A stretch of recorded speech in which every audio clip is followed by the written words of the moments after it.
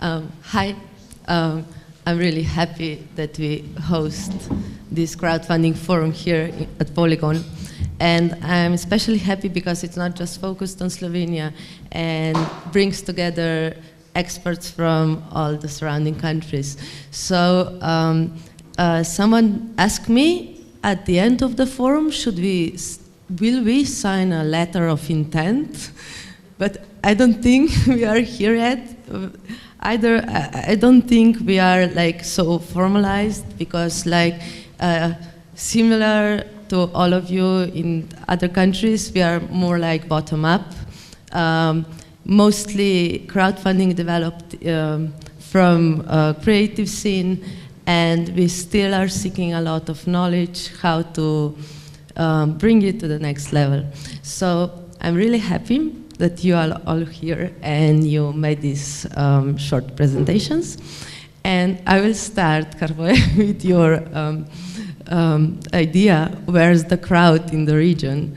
Because we are somehow talking to each other. We are interested in crowdfunding, we research the concept, we educate people who want to run crowdfunding campaign. But however, I think is still more, I really hate because people are always say crowdfunding is for hipsters. I don't think so, but if you see Kickstarter statistics, it's shown that mostly young people, mostly men, are backing. So my question for you is, for all of you, how should we motivate the crowd in the region to back more? Thanks, Eva, for this question. Let me open up with some interesting data. Recently, Kickstarter has published the information of how much money did backers give per country. So I took this information and I collected all the information from Croatia, actually, but also from Slovenia, of how much money have been raised by the domestic project, so for Croatia and Slovenia, and it's really interesting. You also know, Luka showed us the data for Slovenia. It's 1.8 millions with 15,000 backers. And for Croatia, the amount raised on Kickstarter is around 300,000, with amount of backers around 2,000. So taking that information with us, and what Kickstarter actually have been published is that in Croatia, $200,000 have been invested in projects. So what we see here actually is that, let's say, we are giving a little bit less than we are taking back. But in your case, it's obvious you're gaining 1.8 million and receiving receiving that much money. But the question is, how do we motivate the crowd? Yeah, how do we motivate the crowd? But I think that it's the thing that we need these kind of creative projects which can be used and applied in our domestic countries. I don't see any other incentive to actually get the traction within our domestic crowd. The thing is also is, how do you compare dollars in US, value of dollar in US and value of dollar in our countries? So if I don't know, average salary in America is around $50 to $100,000. This is the budget actually which people can use to do anything with that amount. But in Croatia is even less than in Slovenia, but the numbers are here the crucial thing, I think. How much money actually can people give and what kind of value in the return they receive. So obviously, okay, we can we do promotion for each project as is in all the guides. You know, you need to include your inner circle, your friends and family. but this is it's actually limited bucket of how much money can have this first traction. Yeah, nice. For example, in Slovenia, their media is interested in writing about crowdfunding. For example, Pense, you said like you are the only crowdfunding blogger in the country. What about, because I think media is still important to educate people about crowdfunding. How is media in Hungary writing about crowdfunding? There were a few articles about crowdfunding on the most famous and visited portals, but they don't publish regularly about it. Sometimes, if there is a successful campaign on Indiegogo, then they write about it, but otherwise they don't. So, for example, Ring Clock, what I mentioned in my presentation, after a successful campaign, it was shown on every of the biggest news portal in Hungary. Mm-hmm. So sometimes they show it, but most of the projects are most of the projects don't get enough reputation and publicity in Hungary. You need successful project that media is writing about, because I often heard in Slovenia that media, because of so bad news about Slovenian entrepreneurship and so on, they are glad to write about Slovenian crowdfunding projects because they are interesting. But in Austria, for example, I was surprised last year at the conference you co-organized, that government is very interested in crowdfunding. So I don't know what's the general public, but on this the system level, I was really surprised that people are already ready to implement ideas. Some words to the situation in Austria. I think we are still at the beginning, but maybe a little bit have more interested on that from the community also. And we have 6 platforms running in Austria. 4 of them have successful projects. One of them is mine. Also, but what we see, that if you have successful projects on a platform, you are also more interesting maybe for additional financing systems. Yeah? So we see, and also the government, that we close a gap which happens at the very first beginning of a project. If you start from scratch with an idea and you have to have a first financing situation which you cannot solve yourself, then crowdfunding can help you on the one side to come up with fans and supporters, and on the other side you will get the first money. And if you come to a banking institute with 100,000 euros and also the trust of 100 people, you will have a better rating. And so the government has the idea to say, if crowdfunding works in Austria, we can also increase the efficiency of the banking systems also. And also for additional investors. We have not much, but I would say 200 or 300 angel investors, which normally invest 50,000 to 200,000 euros. And that could also be an interesting situation if you have a crowdfunding initiative which worked. The next level of financing with about 200, 300 or more euros is also easier, because the business angel sees there is a market, there is a trust of a lot of people, and so you can also have additional financing. And the third one is also, I would say, public money. Yeah.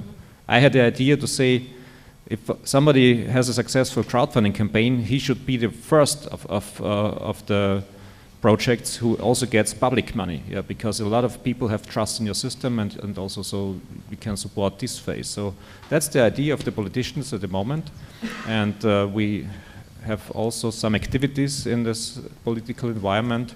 One of that is to increase the limit of prospectus, where you have to have a prospectus for your project, which increased last year from 100,000 euros to 250,000 euros, which was quite nice, but it's not enough, yeah, because we see other countries with a higher limit, and it's easier to do equity crowdfunding. Yeah.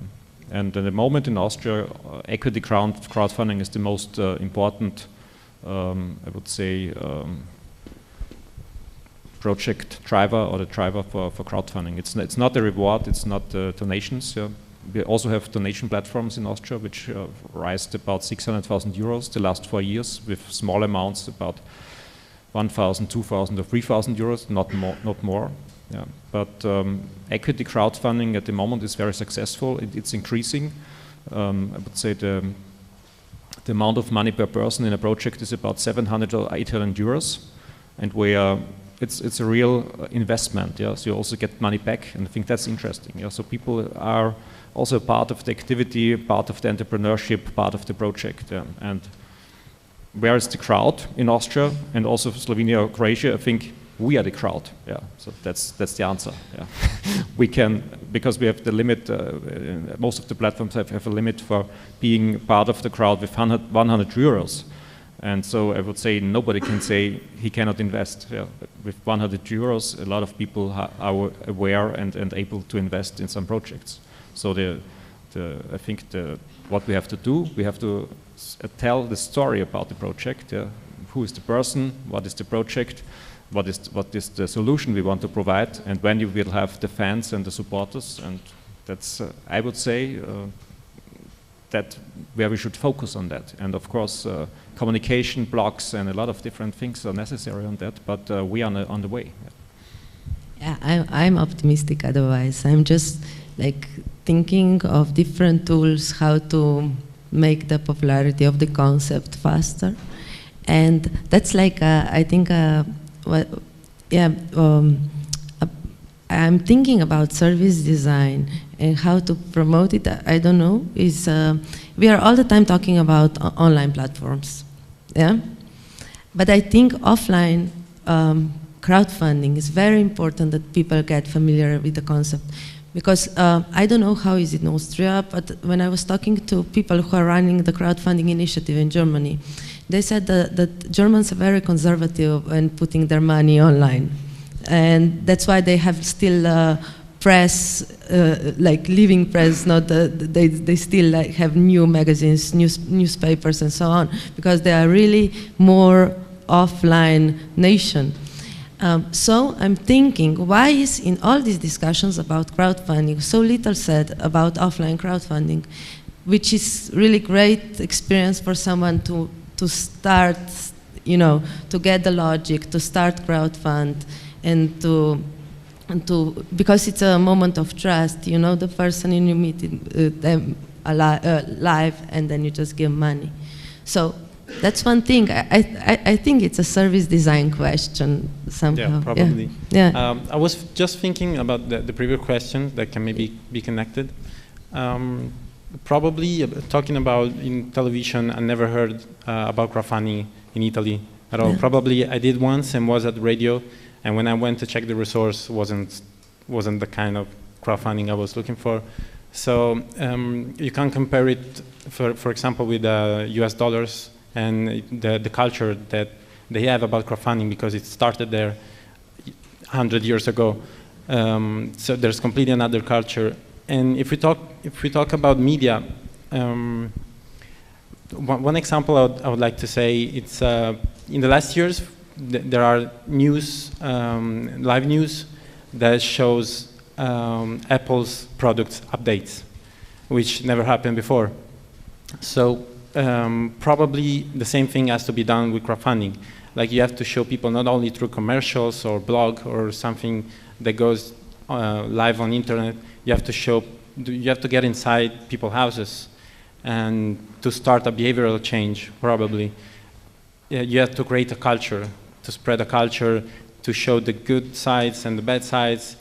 And probably in a short term, the media coverage, it's a good thing. But maybe in a long term, maybe we should start thinking about teaching kids. So starting in school, which is what you was talking about, bringing crowdfunding offline by creating workshops, initiatives, events that can get people closer to what this phenomenon is, and that they can do it as well.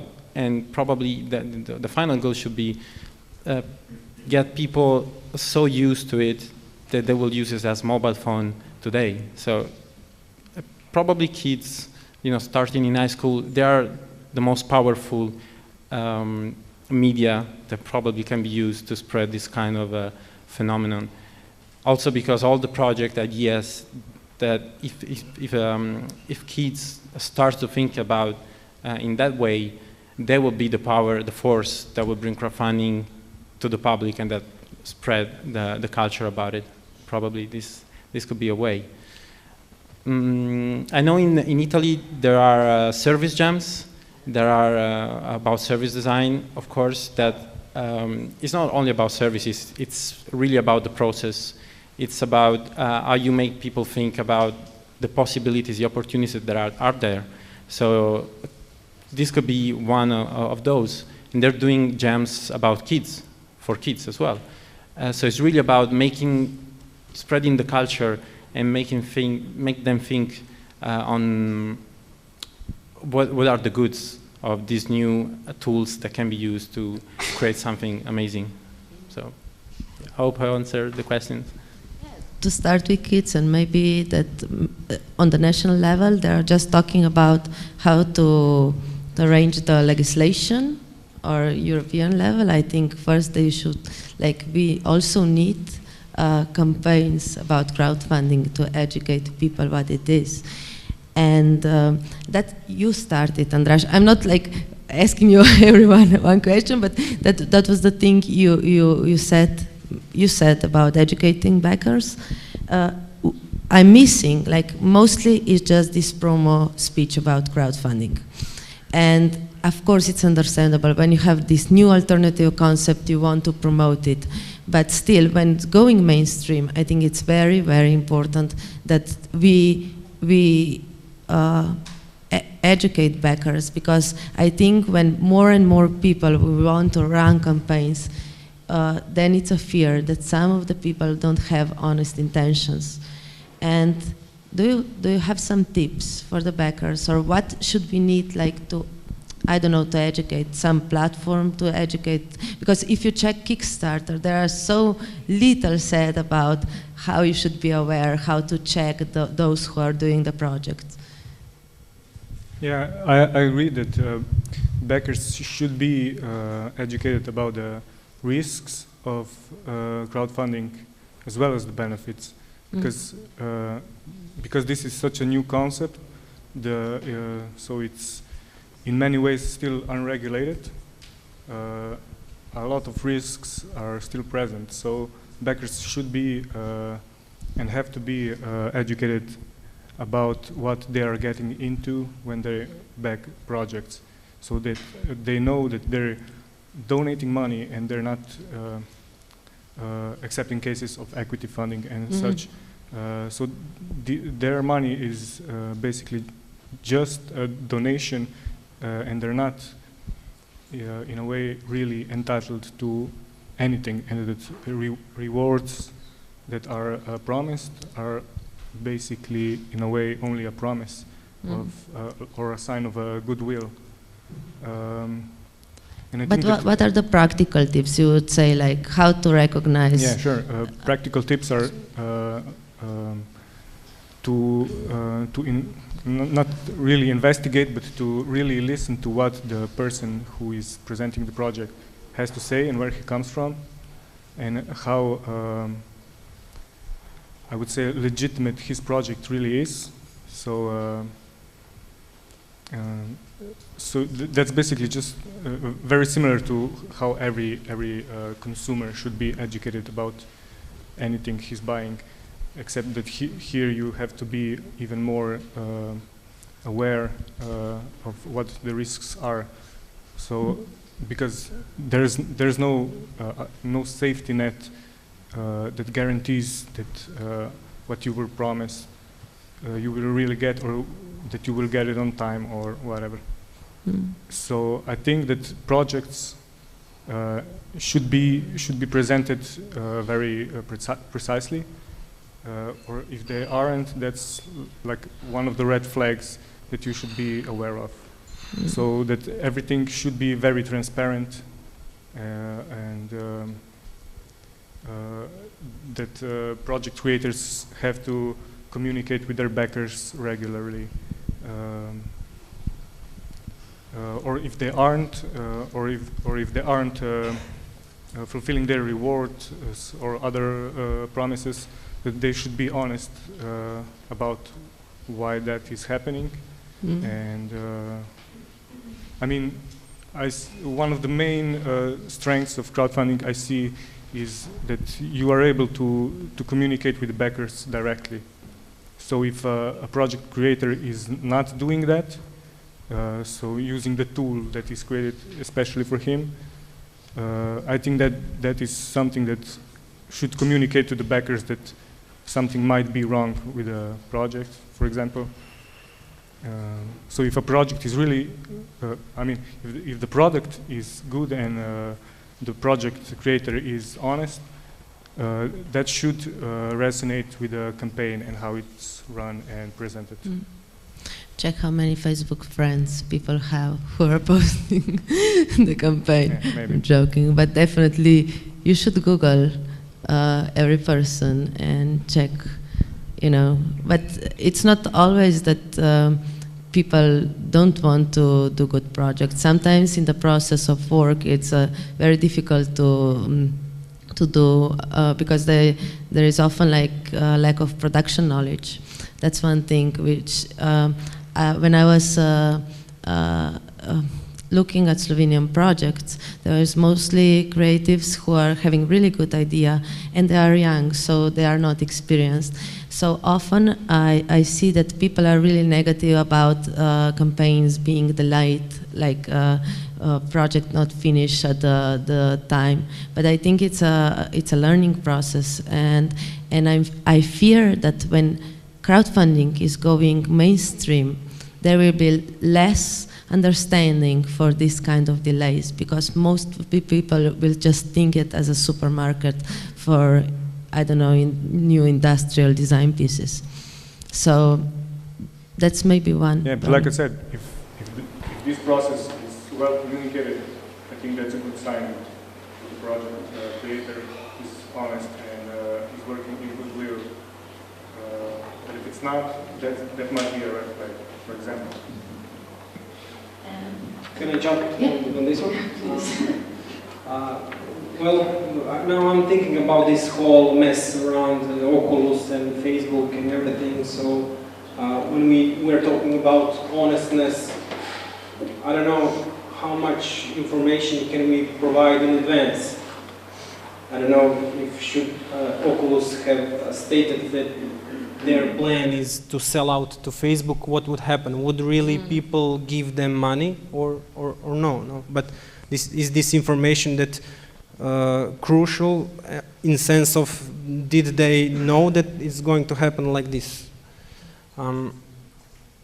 So this on this scale, what happens and how to be honest is really actually the tricky part. So, but because now how we are honest talking, can you be? yeah, but we're talking about how can we be more honest, and we are like discussing here. Okay, Kickstarter, Indiegogo, it's not a pre-sale model. It's not a store. But when this kind of thing happen, you know, Oculus sell to Facebook, and now all of a sudden everybody says, but what do you thought? Kickstarter is pre-sale model, so I'm not sure even if I know, is it pre-sale model or is not pre-sale model? It's really some tricky combination, and we have to be aware, because I think that's the trap. That's the trap, you know. That's the trap for consumer. In one term, we are saying this crowdfunding, it's not a pre-sale model. You know, you are giving money to creatives and to ideas and all this honey talk, and in the end, what turns out that it's some kind of pre-sale model. But that opens a question, not the question. Maybe it also gives the answer, as speakers here said. I think that this event, Oculus selling to Facebook, this is a great trigger even for US to actually to expand this view of a crowdfunding toward the equity model, because this is where the idea behind the rolls out. Because I don't know, I didn't invest in Oculus. I know that if I would invest $300, I would get the gadget. But what I'm more interested is, if I invested $300, how much money would I have now if it was equity-based campaign? Yeah, and Austria is the only country in the region which is having equity platform for crowdfunding. Crowd investing we are not platform. the only one. No, in the region, I say. In the region. Yeah. Here, if we are looking at these countries, yeah. And what are the good practices of the companies? Well, what we see in Austria, but we learn a lot of our colleagues in the European environment, because we were also late here. Germany was much more earlier, and also than the northern countries. So I'm happy to be a part of the European crowdfunding network, because we learn a lot from each other. And I think it's also a great chance to increase the network to Slovenia and Croatia. And I think that's also which I would like to address, to bring in also people from these countries to the European crowdfunding network. In Austria, what we see works very well is if you have a project which is not too far away from the realization of a product or a service, and you have on the one side I would say the long-term perspective to be a part of an equity project where you are a shareholder. That's nice. But if you can add something, maybe a first prototype or something else, which you can give very early to the bakers or to the supporters, I think that's also a nice effect, and people like that, to have the first product on that. It's not, maybe it must not be ready and perfect, but it's a nice gift at the beginning. So and that works very well if it is a real product which you can see and it's already maybe sold on the market. So I think if you can combine these two different types, so we have rewards on the one side, and the other one is the long-term perspective with equity. So that are the project in Austria which worked very well. What is not very successful is only rewards. Rewards is I think that it depends maybe also on the culture, corporate culture of or the culture of a nation like Austria, because to give money in Austria works very well on donations. We have one special initiative in the I would say Christmas time, Licht ins Dunkel. Maybe somebody of you know that. So we give money for social aspects, and I think it's clear. It's not that you will get something back. You do something which is social and helpful for other communities. That works also, but on reward crowdfunding for creative industries, we're still working on that, because we have not a community which is large enough that we can do that. At the moment, at our platform, we have 1,200 equity-based crowdfunding community people, and what we see that are people who are already experienced in maybe I would say alternative investments, and we also, most of them are male, 40 plus, have a lot of money also, or some money which we can invest. So I think the next step what we will do is also to increase the amount of people who work on that crowdfunding activities from 1,000 to 10,000. Then it makes fun to support the project, because you need a long time and you can also support people very, very fast. There is also a tendency in Slovenia that people start talking about participatory budgeting, which is, I think, some kind of crowdfunding public project. This is somehow NGO platforms doing like this, but I'm thinking if you are living in a country where you pay high taxes, should you invest in public infrastructure additionally? That's one thing. We have also debates here. If in the States, for example, if the taxes are low and people are funding the public project also because they give less to state directly, then it's okay. But what about in our region? What do you think? Can I take this one? Yep. Okay, thanks.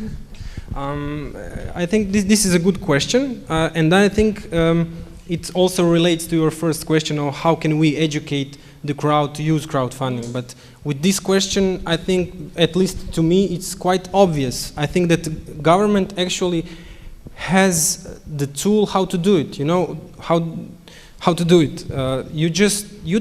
People don't need to give new money to the government. People already give money to the government. So I'm thinking of building a tool which provides me the technique that I can choose. Okay, so my taxes are at this level. I want this money to go to these projects, community projects or infrastructure projects or whatever.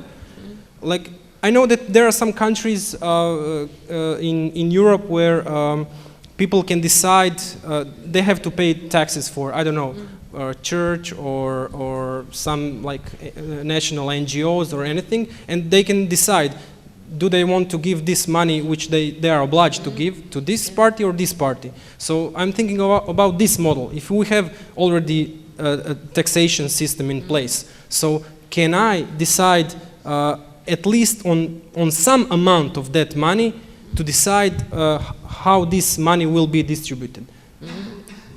There is only... So it's actually choosing a project, you're voting with vouchers or something like that. It's a step toward direct democracy in a way. Let's say. Yeah, we can open for the public. Well, in Slovenia, just to answer, there is a small proportion of our taxes that we can give to a certain organization. So this is now the possibility. But if I may reflect now when I already have a microphone, because when I listen to all these presentations, and I would really like to thank all of you and each one of you for, I think, really very informative and presentations. For me, there was a lot of new. But when I listen so around Europe or here in my own country, there is high unemployment, especially among young people.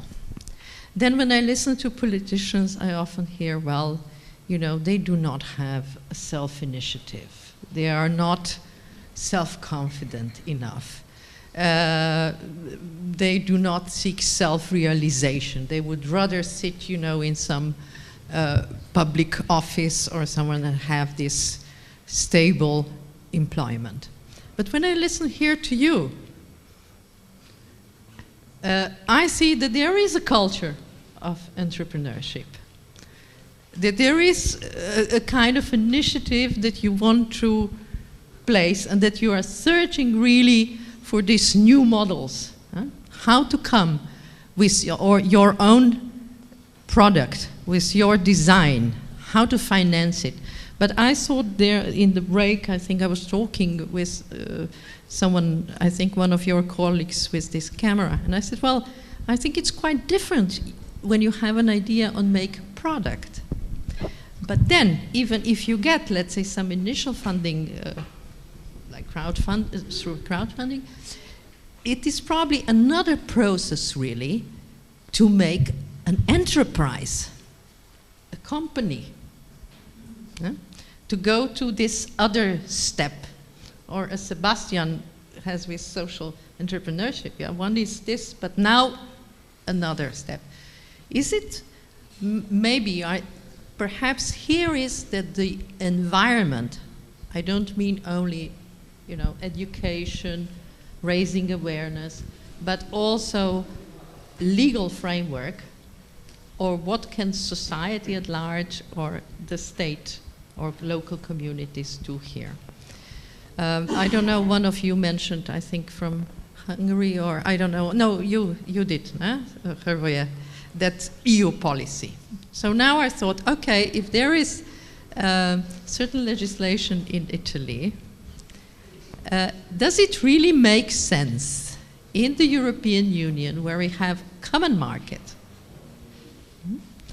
where we work on exchange, where even, let's say, Erasmus works for entrepreneurs, which could be used even in this framework, you know. Even in my age, if I become a young entrepreneur, I can ask for Erasmus program to go to someone for six months, let's say in Sweden or somewhere, to have this exchange. I think this is one of opportunities that it is there. So I thought, does it really make sense to have these different legislations, the common market, or should one strive for or use your experience, yeah, you go to lobby to decision makers, because obviously there is a need not only for those who wish maybe to establish or expand or scale up their enterprises, but also for those who would invest, yeah? Because mainly it is investment, it's not really a donation. Let's say the Slovenians also have a very high donation culture, yeah? Even in church, you know, church, it's a crowdfunder probably for a very long time. But anyway, to use, to maybe to talk with people at the EU level. Yeah? Because then I think it is much more transparent, even locally, but also within Europe. Well, this is some of my reflections so far, and once again, really thank you very much, and also to Eva and Luca, and so to cooperate in all this, and Sebastian, of course, from Novum. Thank you, Felicita. I think, what? Ah, yes, sorry. I would make a comment on that because we have a very strong connection to the European Union on that level. And at the end of the last year, we had the consultation process, yeah, where was the idea to ask different countries and different authorities how could crowdfunding be supported from the European Union. Yeah? And I think about 900 people did that. We brought in ideas or some constraints also, what should not happen. And the feedback was, it was published, I think, 1 or 2 weeks ago. Yeah. Feedback was 50-50, or 50% yes, we need more crowdfunding regulations or something else. And the other one said, no, we do not need that. At the moment, it's a good environment and a financial dimension to have entrepreneurship in that communities, yeah? And otherwise we wouldn't have that if we would regulate it very early. Yeah? So the idea of the communities, of the European communities, is at the moment let them work, yeah, in the different areas, let some new ideas spread all over different countries, maybe also let them work on the new ideas and new opportunities.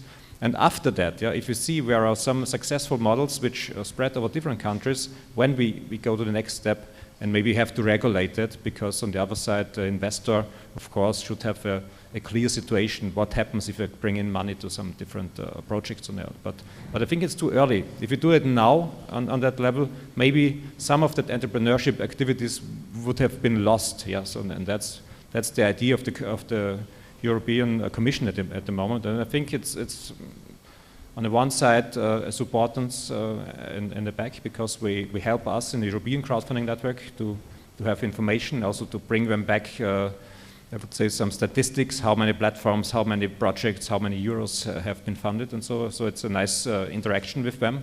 And we learn from each other, yeah, and we also learn over different countries. And at the end of the day, to be also aware, not losing the game to the US, yeah, I would say we have to have standards at the end of the day, that we can also be more international over the different countries, yeah, because at the moment it's very locally. Yeah. We have in Austria, we have some legal constraints, we have in Germany, which are quite similar, but in Switzerland it's different, I think in Slovenia also. And so if a platform wants to also be more international, it's not possible at the moment. So on that case, I think we have to work, because otherwise it will not be possible to be more international on that level.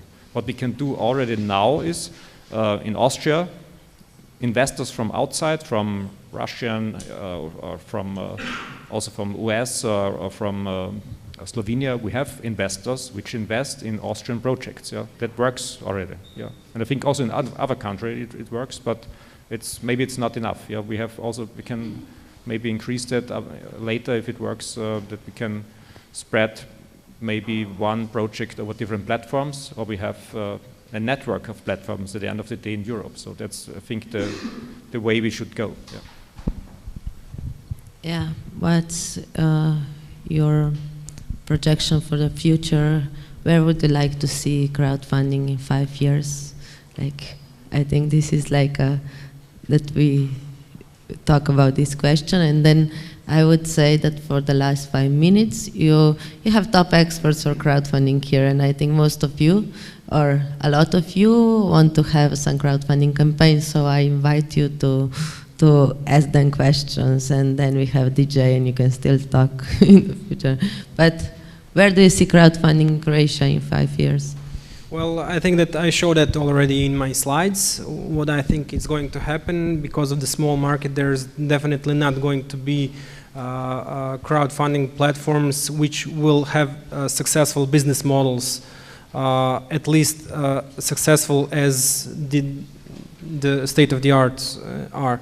Because I think that applying the same model as Kickstarter has or Indiegogo has, I think that it's not going to work in any small country. There has to be crowdfunding platform has to be inventive in a way to have this to have their business models. I think that we're gonna definitely see more and more successful projects, and this is something that I'm doing research in Croatia on this topic, and I see this trend. I see the trend that we get more and more projects, but what's the best? We get more and more successful projects. I'm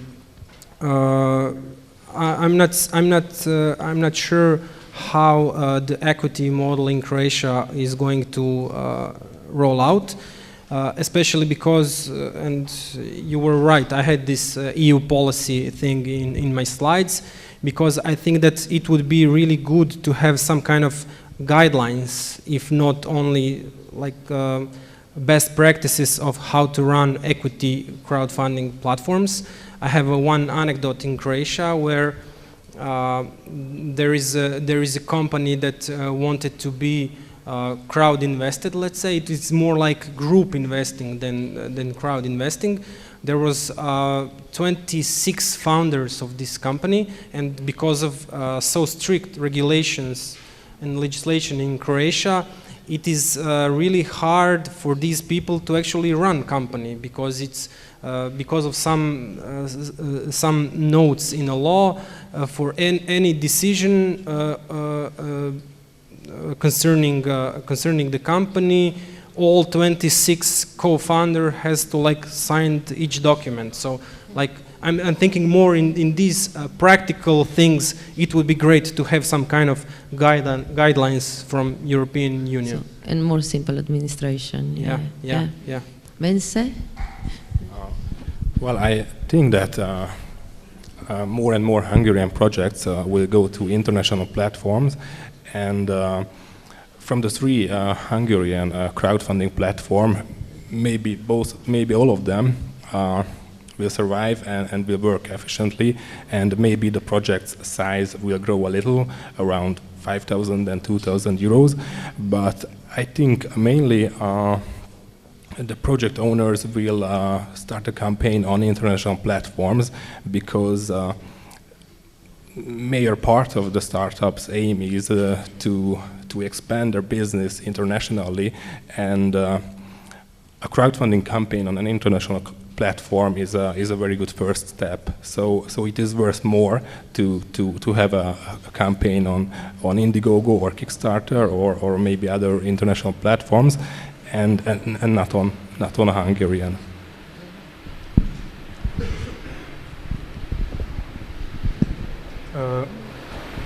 Well, in Slovenia, I agree with Hrvoje that because the market is so small, because it's only 2 million of us, I don't see a local platform for bigger projects.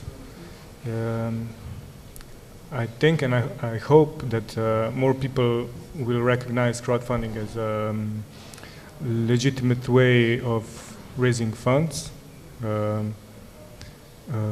not just like an experimental branch of economy, but like I said, a legitimate way to start your company. So I think we'll see a lot more bigger projects coming from Slovenia, because we have a lot of great ideas here that still need to be backed. But on a local scale, I think, and I hope again, that we'll see more localized campaigns that will work in the fields of culture and art. That is a thing that severely lacking in funds in Slovenia, mainly because of the financial crisis and otherwise. So I think these smaller platforms can be used for this kind of projects that might not be interested for broader audiences because of the language or whatever. So yeah, in 5 years, I think there will still have a lot of product design and similar projects on Kickstarter, and we'll work on smaller projects more internally, locally. Thank you. I was thinking about two elements that probably I'd like to see and that probably will be there in 5 years. One thing is probably what you are doing with Crowdfunding Lab, helping people with giving them service how to create a campaign. I think we will see more and more service provider in a sense, because otherwise crowdfunding can't live without it. It's like you want to sell milk, but you don't have the bottle. Nobody will buy it. So it's the same thing. You have to provide something that allows people to be there and to bake project or to create projects. Another thing about participatory budgeting, you was asking us why people should give public administration more money over the tax we already pay. So I think an answer is so that you don't complain about the fact that something provided by public administration arrives after years. With crowdfunding, you can have it in 2 months instead. So this is something that people should... You buy time. Yeah. To buy time. Yeah, can speed up the process of the whole things. And it's a mutual beneficial process, because public administration will gain trust from people, and people will gain trust from public administration. So probably if we manage to do that, and it's again about educating both sides, if we manage to do that, we won't see products, or better, not only products, but maybe we can see something bigger that it's inside our city. It's infrastructures, it's public service, local business, because crowdfunding brings money in, it can go international, it can be global, but starts always at a local level, and it creates changes in a local level. So it's not only about products, it's everything. It's the services we use every day, it's public, it's the local restaurant that wants to give us something more, and we can crowdfund that because we want to see it in our neighborhood. We want to grow up with our own communities. So probably it's going to be more about social return investments instead of money. So yeah, that's my idea. Very humanistic vision, nice. Yeah? Okay, the question was crowdfunding in 5 years. Yeah. How could we see that? At the moment, I see a lot of platforms growing. Yeah, because most of the companies who do that are even startups itself. Yeah, web startups most of the times. I would say it's the the driver of innovation for the financial industry outside the financial industry at the moment. And so I think in 4 or 5 years, we will see connections between the two different areas, yeah, because it will not work otherwise, because we have to connect the systems. But at the moment, I think it's a great chance to have entrepreneurship in the financial industry. So that will happen. For that, we need also more information for the communities, because even Croatia or Slovenia or Austria is large enough to have local environments on crowdfunding. We have a lot of money. In Austria, we have $490 billion on the banking accounts. Yeah? That's enough, I would say, for a lot of different activities, and I also see it in Croatia and in Slovenia. So we have to think learning processes, information, also from different areas, to bring that knowledge and that spirit to the people, to say you can be a part of entrepreneurship or a company which grows at the moment, and you can support that, yeah, with small amount of monies, and if we have more places of work in our environment, less unemployment and something else. So I think that will happen, and on that we need in the next step information, and then the other next step will be that we have networks between different countries and different areas, of course. In European environments, we have the problem with different languages. Yeah, that's quite a problem. I would say, could a platform work in Slovenia or Croatia in English? I would say that would be a problem. Yeah, you have to have the local language also.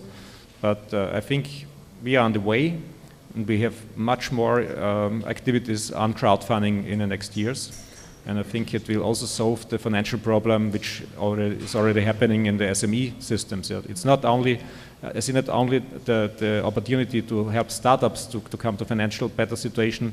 I see a next great chance to help SMEs to start up with a next maybe field of business after 10 years, because we have the same problem to get not money from the banking system. So we can also support the large amount of SMEs, which covers most of the I would say economic system of the European Union. So that would also be the next step. Yeah. So we will see a lot of different activities, different platforms, and I would say more entrepreneurial spirit in different areas. That's my wish and then my idea on that. Yeah, I agree with all of you, and the visions is, yeah, I hope we also started to talk tonight and to connect in the region, and that you continue the connections. I think like Slovenia and Croatia, maybe because of the language, we somehow talked with each other, or like we brief each other what's happening. So my wish is to also to connect it on the regional level. I just think like if you have some questions, or you're too tired, yeah, please. Hi. My question would go to each representative of each country. Question: how would you grade from 1 to 10, 1 being the worst and 10 being the best, the importance of management of intellectual property within each project? As far as I know, Kickstarter has very strict conditions regarding that, and I would very much like to know what is the position of each country's crowdfunding platform towards this question? Thank you. Thank you. From Austrian side, I would say it's always a question. Yeah, can I lose my knowledge, or my great idea is lost if I place it on a crowdfunding platform? So I think that's the question which you address. I would say crowdfunding only makes sense if you can use the crowd. Yeah? The crowd can help you to be very fast on the market, and on that it's not the idea to be very, I would say, with less communication and do not talk about ideas. I think that's not the way. So if you have to have a successful platform, activity, and a successful start with your crowdfunding initiative, I would say you have to be open-minded, and you have to talk about your idea. So, and the crowd can help you to be successful very fast. And on that, I see not the topic IPR in a very strong topic. Also, I think that IPR is maybe a topic which is covering a lot of things in the old economy, where large industries say we have a lot of patents and something else. So I see the new initiatives in the very first phase should be very fast on the market, and the crowd can help that. Yeah.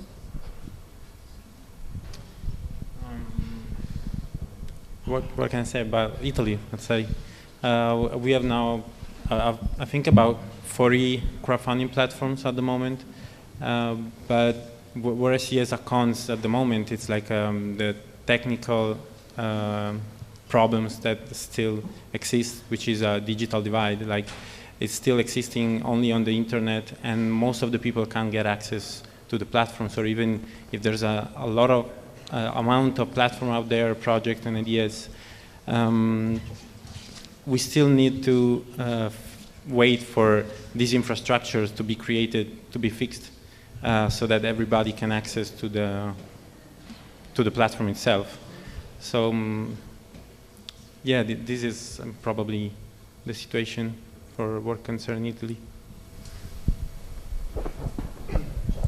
Well, actually, I don't see a big difference regarding intellectual property in crowdfunding or any other form of business development,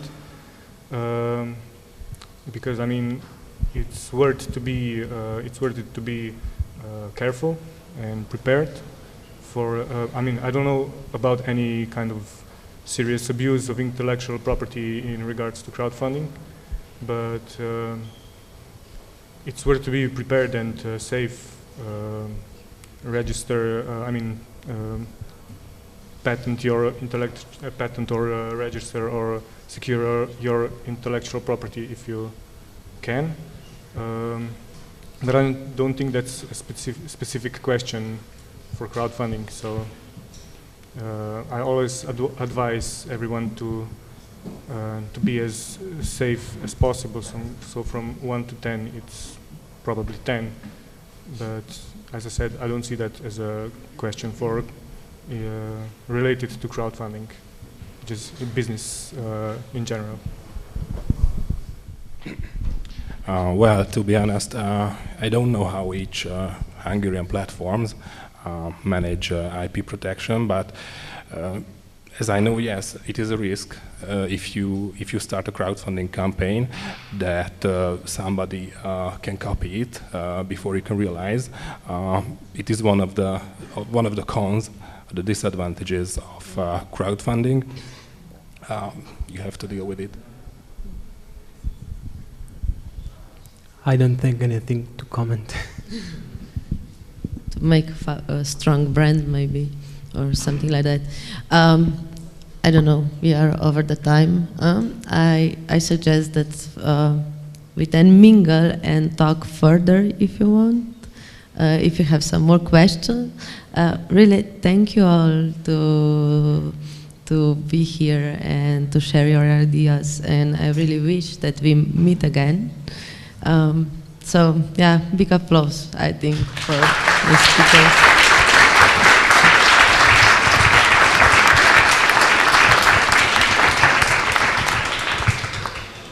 Okay, just to wrap up, thanks to the panel, thanks to our partners, organizers, thanks everybody for coming. I hope we've all taken something out of it, learned something, met some new people. If you have any further questions, you're always welcome by the Crowdfunding Lab, by Polygon, or by anywhere. We'd love to connect people, we'd love to help. And hopefully we'll have many more events like this where we'll be able to share and spread the know-how and the ideas that happen here. Maybe.